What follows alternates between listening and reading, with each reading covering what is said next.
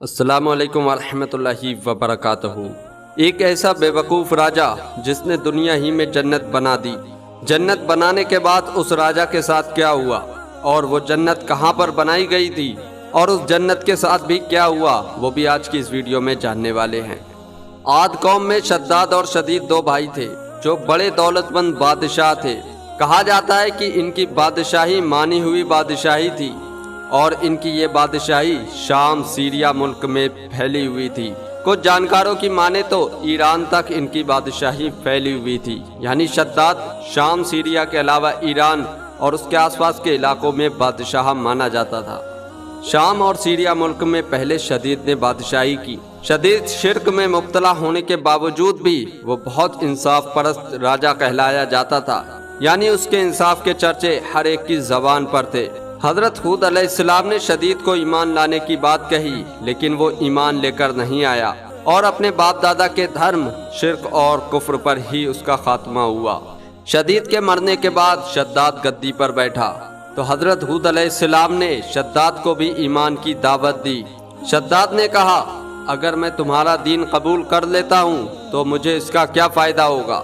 حضرت ہود علیہ السلام نے فرمایا، اللہ تمہیں اس کے اجر کے طور پر جنت عطا فرمائے گا اور اس کی رحمتیں تم پر نازل ہوں گی۔ شداد نے کہا، یہ سب کچھ مجھے نہیں چاہیے، میں تو خود اپنی جنت بناؤں گا اور دن رات اس میں عیش مناؤں گا۔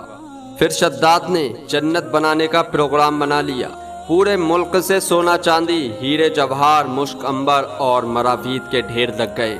ایک خوبصورت جگہ بھی تلاش کر لی گئی، سب سے ماہر کاریگر جمع کیے گئے اور ایک مضبوط عمارت کی نیو ڈال دی گئی۔ جب ان دیواروں کی نیو کھودی گئی تو اس کی گہرائی اتنی تھی کہ پانی کی تہ تک پہنچ گئے۔ ایک غریب کی امیدوں سے بھی بڑی لمبائی والی اور کریموں کی ہمت سے بھی زیادہ بلندی والی دیواریں تیار ہونے لگی۔ بے انتہا خوبصورت اور صاف ستھری عمارت تیار ہونے لگی۔ آج تک ایسی عمارت کبھی تیار نہ ہوئی۔ دیواروں میں سونے چاندی کی اینٹیں چنی گئی تھی۔ جب صبح کے وقت سورج نکلتا اور اس کی روشنی ان دیواروں پر پڑتی تھی تو کوئی بھی آدمی ان دیواروں پر اپنی نظر ٹکا نہ سکتا تھا۔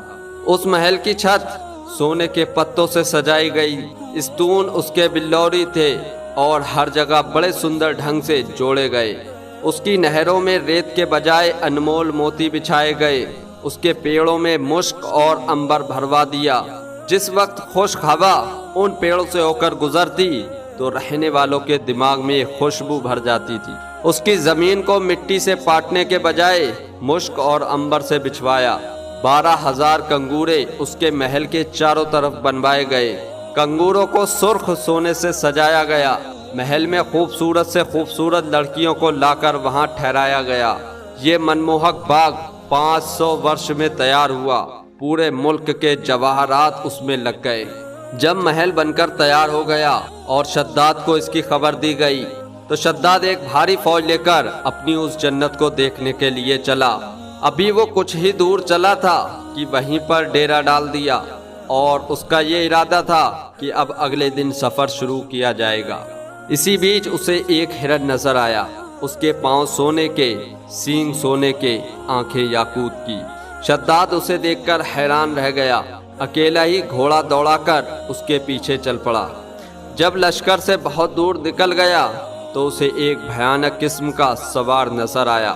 اس سوار نے شداد سے پوچھا، کیا تجھے اس عمارت بنانے سے امان مل جائے گا یا تو اس میں ہمیشہ ہمیشہ کے لیے رہ کر عیش کر پائے گا؟ شداد کانپ اٹھا اور شداد نے پوچھا، تو کون ہے؟ اس سوار نے جواب دیا، میں ملک الموت یعنی موت کا فرشتہ ہوں اور تیری روح قبض کرنے کے لیے آیا ہوں اور تجھے موت کے گھاٹ اتارنے آیا ہوں۔ شداد نے جب یہ سنا تو وہ گڑ گڑانے لگا اور عرض کرنے لگا، مجھے ایک نظر اپنی اس جنت کو دیکھ لینے دو اور اس کے بعد ہی میری جان نکال لینا۔ ملک الموت نے کہا، یہ تو رب کا حکم ہے، میں تو ایک لمحہ بھی تجھے مہلت دینے سے مجبور ہوں۔ یہ کہہ کر ملک الموت نے شداد کی جان نکال لی اور شداد کا جسم بے جان ہو کر رہ گیا۔ اس کی تمنا جنت دیکھنے کی دل میں ہی رہ گئی۔ جانکاروں کی مانے تو یہ جنت شام یعنی سیریا اور ایران کے بیچ میں ہی بنائی گئی تھی۔ جب شداد کی روح قبض کر دی گئی اور شداد مر گیا، اس کے بعد حضرت جبرائیل علیہ السلام نے ایک ایسی چیخ ماری جس سے وہ جنت پوری کی پوری تباہ ہو گئی، ریت کے ڈھیر میں چکنا چور ہو کر رہ گئی۔ تاریخی کتابوں میں لکھا ہے کہ ایک بار اللہ کی اور سے حضرت اسرائیل علیہ السلام سے پوچھا گیا کہ تو مدتوں سے لوگوں کی روح قبض کرتا ہے، بتا کیا کبھی تو نے کسی پر رحم بھی کیا ہے اور اس کی جان نکالتے وقت تجھے ذرا بھی رحم آیا ہے؟ حضرت اسرائیل علیہ السلام نے فرمایا، یا اللہ، میں تو سب پر دیا کرتا ہوں۔ اللہ تبارک و تعالیٰ نے فرمایا، کس پر زیادہ دیا کی؟ تب حضرت اسرائیل علیہ السلام نے کہا کہ ایک دن ایک کشتی کو میں نے تیرے ہی حکم سے توڑ دیا تھا اور موجوں میں گر کر وہ کشتی ہمیشہ کے لیے تباہ ہو گئی، اس پر سوار تمام لوگ ختم ہو گئے، ہاں صرف ایک عورت بچا لی گئی جس کے پیٹ میں بچہ تھا۔ اس عورت کو فرشتوں نے ایک جزیرے میں پہنچا دیا، وہیں اس نے ایک لڑکے کو جنم دیا۔ پھر تیرا حکم ہوا کہ اس عورت کی بھی جان نکال لو اور اس لڑکے کو وہاں اس عورت کے پہلو میں ڈال دو۔ اس وقت میری آنکھوں سے آنسو نکل آئے، اس لڑکے کا اب کیا ہوگا؟ یہ تو تڑپ تڑپ کر مر جائے گا یا اسے درندے کھا جائیں گے۔ یہی سوچ کر میں رو دیا۔ مجھے ایک تو اس بچے پر دیا آئی تھی اور دوسرا اب شداد پر دیا آئی۔ شداد کی روح قبض کرنے کا حکم دیا گیا تو اس بیچارے نے کئی سو سال میں تو عمارت بنوائی، لیکن وہ اسے ایک نظر بھی نہ دیکھ سکا اور اس کی حسرتیں دل کی دل میں رہ گئیں۔ مجھے اس پر بھی اب دیا آئی۔ اللہ تبارک و تعالیٰ نے فرمایا، یہ شداد وہی لڑکا ہے جس پر تو نے دیا کی تھی۔ میں نے اس کی ماں کے مرنے کے بعد سورج اور ہوا کو حکم کر دیا تھا کہ اسے اپنی گرمی اور سردی سے مت ستانا، بلکہ پھولوں کے پتے اڑا کر اس کے واسطے فرش بناؤ۔